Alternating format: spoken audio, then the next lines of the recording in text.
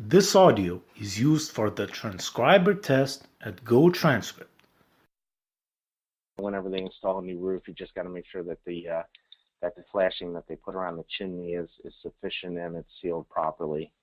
Of course, you get some gutter issues that you got to kind of look at too to make sure that the gutters are the right size for the house. You don't want a smaller gutter for a large house where it becomes overwhelmed during a heavy rain, and that it's fixed properly and that there's no holes in the gutter, and allowing because you want the gutters, the water to go down the drain system properly.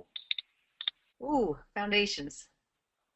Yeah, and here again we talked about some of the issues on the right-hand side. You can see kind of a stone foundation where it's not really a red flag. Just when you typically buy a house with a stone foundation, you just got to expect every once in a while that some moisture is going to get in. And the big thing there is just don't ever store anything down there that could get wet or anything right up against the wall where you can get mold issues or anything like that. Now, the other ones those are some typical cracks that you find in the foundation, and it's not necessarily a cause for concern. You can do steps to mitigate any kind of moisture issues like caulking. In these particular ones, I would recommend caulking those just with some silicone caulking and just keeping an eye on it. And the big thing you want to do is just kind of monitor it from the inside of the house if you can, and make sure every so often that that water isn't getting through or the crack isn't getting bigger. And just out of curiosity, if you're purchasing a property that has supposedly been renovated, do you find situations where it might just be temporarily fixed but not really fixed, just kind of a lipstick fix-up? Yeah, I mean, you could see like that last slide, somebody could just put regular caulking in those cracks, and that's kind of a lipstick issue.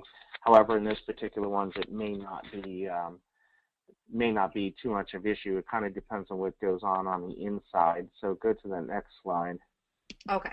And those two kind of middle pictures at top, one at 12 o'clock and the one at 6 o'clock, now those are acceptable repairs. The top one is those little knobs sticking out are injection, where they put a plastic tube, and it pushes the material that you're caulking the crack with way inside, and so it pretty much they fill it from the inside and the outside, and it's actually can be stronger than the actual concrete. So those if you see those in a house, and you know that there's probably been some moisture in the past, but those look like acceptable repairs. And that bottom one is kind of the same thing. I'm not sure if that was an injection repair or not, but you could definitely tell it's been repaired. This audio is used for the transcriber test at Go Transcript.